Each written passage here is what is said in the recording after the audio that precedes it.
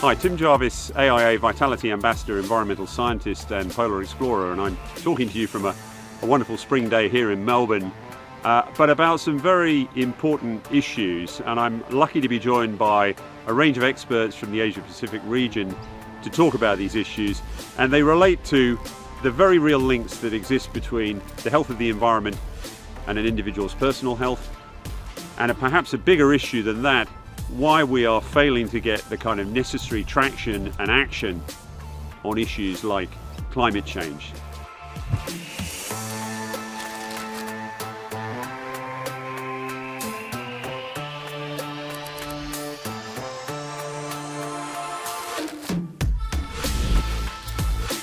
I'm just delighted, as part of the AIA Voices campaign, to be joined by Dr. Renard Su and Melati Waisan from KL and Indonesia respectively to talk about these issues. And the goal of this is to show people how they can live healthier, longer, better lives. So Renard, I thought I'd start off with an easy one. First of all, it's great to see you on this call and to have your opinion. In my experience, there seem to be a few blockages here. One is the sort of scale of the issue. One is the fact that people perhaps don't think it's real, although I think we've finally kind of got past that one. And the other one is, people don't know what it is they have to do and maybe don't know why it's important for them to act. And he's actually using the fact that the health of the environment and their individual personal health are so closely related, a good way to get people to want to change. You as a doctor maybe would like to comment on that one. Yeah, as a start, I think there's a lack of this sense of urgency, and this could be attributed to the way that we communicate about the impacts of climate change. Typically, there's a lot of technical jargon that's laden around this topic area, but it doesn't really get down to, like trying to help a lay person understand the real impacts of this. So people don't connect the dots, right, between climate change and floods and droughts, and we need to have that sort of more transparent dialogue around this area. Increasingly, there's this concept of planetary health that has come up to the fore, and it really describes sort of the close interlinkage between taking, good care of the planet, the environment, and the effect that this has on health. So just to give you an example, air pollution, for instance, actually leads to about 6 million premature deaths in developing countries. Mismanagement of waste actually, contributes about 400,000 to about 1 million deaths every single year. So this is a huge problem. Of course, we spoke about the urgency of the climate crisis. Scientists have warned that we only have less than a dozen of years left to cap temperatures from increasing by 1.5 degrees Celsius. Otherwise, we will be seeing, more extreme weather events, right? Floods, droughts, forest fires, that has really taken place in Australia. All of this have a devastating impact on livelihoods and our health and well-being at the end of the day. Hi Melati, a simple warm-up question then. Why is there a lack of action on climate change? Thanks, Tim. That was for what should have a simple answer for such a simple question. I think it has a little bit more layers and complexity. I think Renard also mentioned the fact that there's a big communication gap and an understanding gap when it comes to the climate crisis. But I also have to say that as a young change maker, what we see is very much the lack of implementation of the big goals being announced. There are voluntary pledges instead of legally binding agreements. And I think that this is the next big step that we need to see in order to move from grassroots actions into the systemic changes that we want to see. Oh, look, I think that's brilliantly said. I mean, I think a lot of people don't realize that the international climate dialogue really ultimately is a voluntary thing, because all the legally binding stuff are really the procedural elements of the international climate deal, and the actual levels to which individual countries commit is really still voluntary, and the bar is being set far too low. So how do young people particularly react to that? Because we've got a big issue with, I know, climate anxiety particularly. And what can they do apart from saying, hey, next generation, please make some changes. You've caused this problem.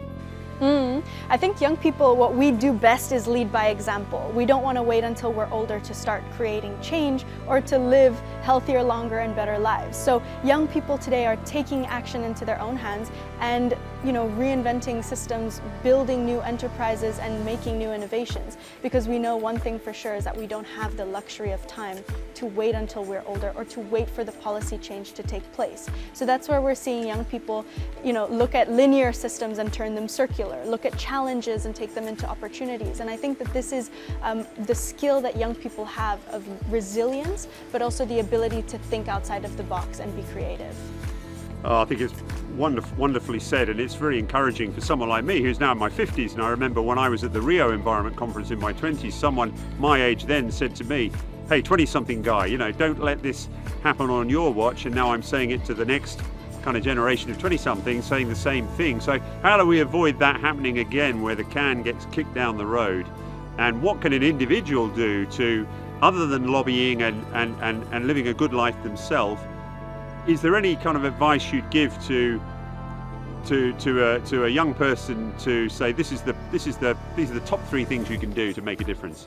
Yeah, there's a long list for sure. And I think that the first thing I always try and say is that there's not one way to create change. There's not one organization or one person who's going to solve the entire climate crisis. So we need every single person to contribute their unique skills to the movement. So are you a writer? Are you a researcher? Are you a scientist, a public speaker? We need every single skill in this movement. So don't worry, don't feel intimidated. We need you. So maybe just to answer Tim's question earlier around what are some of the simple steps that we can take, I think that's quite a critical question. A lot of people get scared by the severity, right, of the environmental challenges that we face, but it really starts from baby steps, right?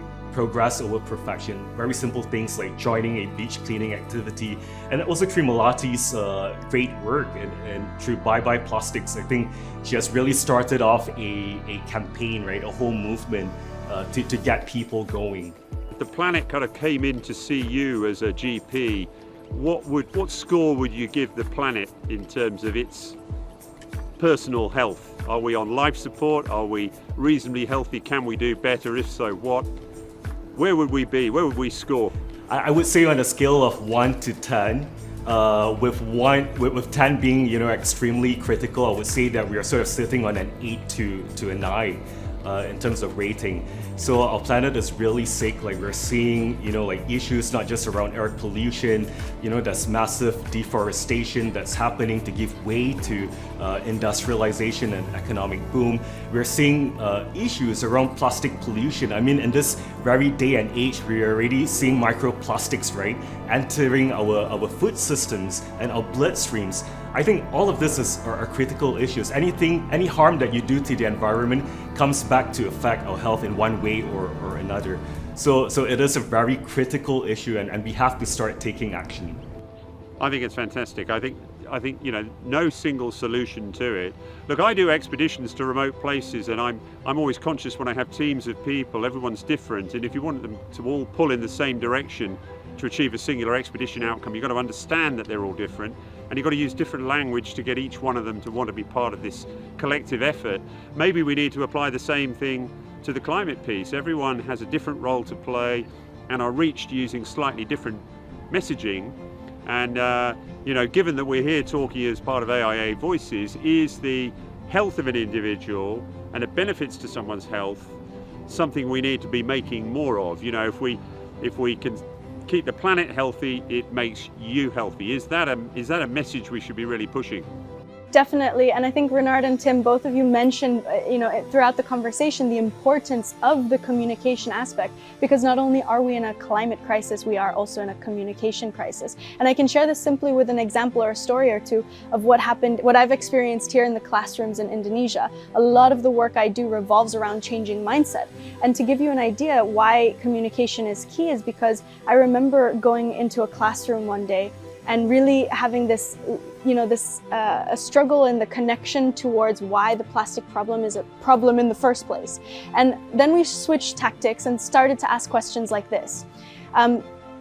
We see traditionally here very often in everyday life, people collecting piles of plastic on the side of the road and setting it on fire. children are playing around the burning fire and inhaling that smoke without thinking twice about the damages that that has on their personal health. But when we ask them the question, would you turn on a motorbike and put your mouth at the knalpot and breathe in that air?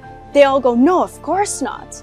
But then we say, the same toxins and smokes that you're inhaling from the burning plastic is just as bad, if not even worse. Suddenly, with that communication and storytelling, there's a shift in mindset. So I think this definitely needs to be applied towards the towards the climate crisis, and seeing how we can make storytelling a really big pivotal movement for people to create change. I think that's so well said. You're relating it back to what an individual can do, and relating it back, in that case, to their personal health, which I think is so crucial. Given that we're talking about health and mental and emotional health and physical health, how do you maintain your health in the face of all the stress of taking this issue on and being a leader in your community? Does it take a toll? Oh, definitely. I've been, since 12 years old to 21, nearly half of my life I've been on the front lines of creating change. And as many, things there are to celebrate, it is also extremely frustrating that change is happening too slowly. And we see this expressed in a lot of Gen Z. I mean, now I'm entering rooms and it's empowering now that I'm not the youngest one anymore. There's so many people getting involved at a younger and younger age, but at the same time, a lot of what drives us is this climate anxiety that almost 70% of Gen Z experience. We feel this overwhelmed to what's happening in the outside world. And what are the ways that we tackle this mentally, physically? Well, the first thing is to open up in conversation. Opening up about how this feeling is overwhelming, and maybe being surprised that you find a friend in the community that experiences the same thing. I think that community building is something that Gen Z does really well, but it's also, like we've discussed with Renard, in terms of spending time in nature, reminding yourself of why you do what you do. I mean, I can show you a simple example of why I'm so connected deeply to the natural world. I'm sitting right now in my childhood home, and my parents made a very big point to me and my sister never to cut down trees, and they literally didn't cut this tree down. Instead, it's in the middle of our living room. And these roots remind me every single day of why I do what I do. It's the love and the beauty of the natural world. Something we have to all be so grateful for. But if we're not connected to it, if we don't see it every day, it sometimes can get hard. So that's why I also think when I was listening to you and Renard, to make schools and the education curriculums, making it mandatory for young people at a young age, no matter if they're in a city or on an island like Bali, but to integrate themselves with nature, it should be mandatory.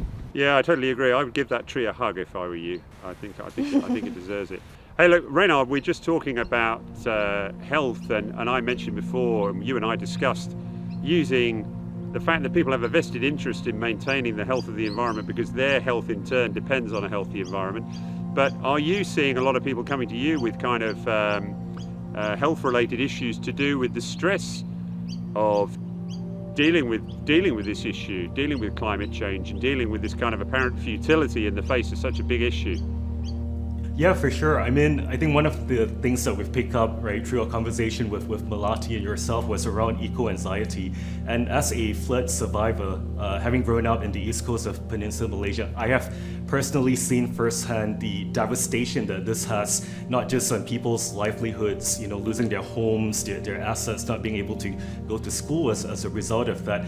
I think it's really painful to see that this is a recurring event, and one of the things that a lot of people don't think about is the mental health of children growing up through such traumatic events, such catastrophes. And I think increasingly this is becoming an issue that needs to be explored. It's certainly being raised by researchers, academicians, although at its very nascent stage. But this is a dialogue that we need to have more of around eco-anxiety, and what are some of the things that we can do, in order to provide that sort of support, that network for this victims. What are some of the things we can do in our daily lives that can help both improve our personal health but also the health of the planet?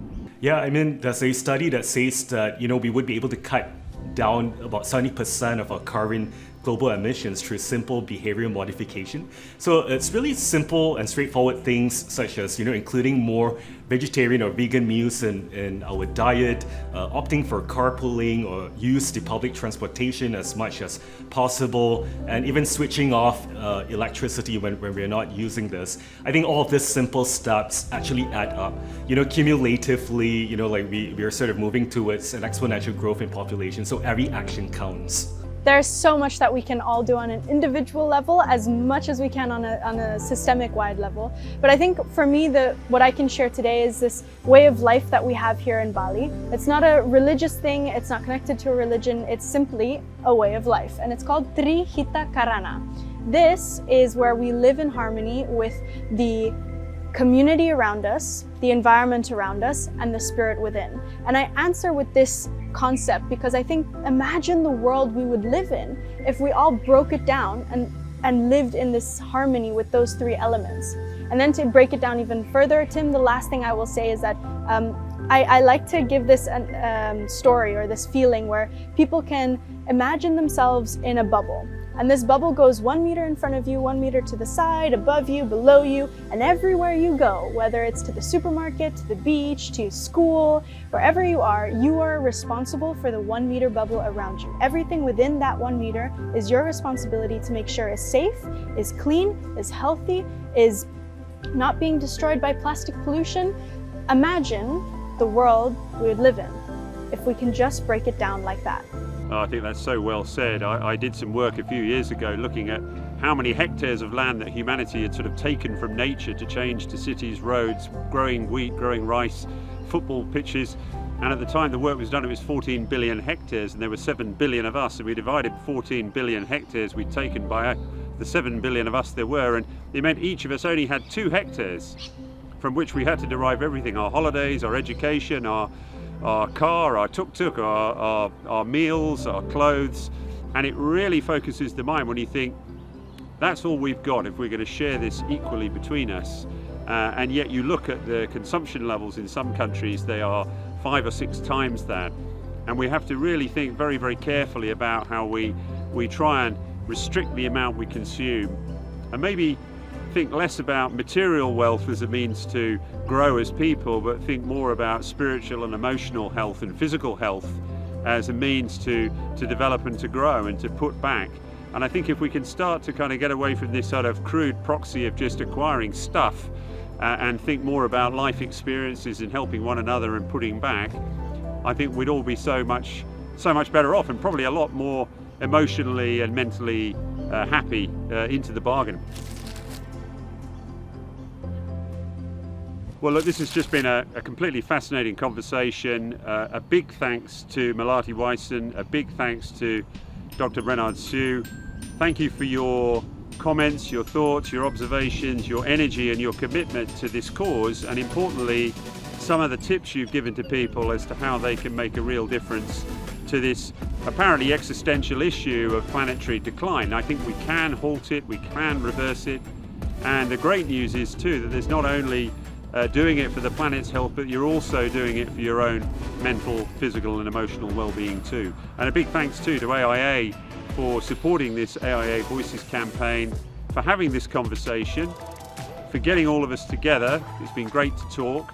Often it's a very lonely road, and for also giving us things that we can do to help us all live healthier, longer, better lives. So thanks for everything you do, and hope to meet in person at some stage.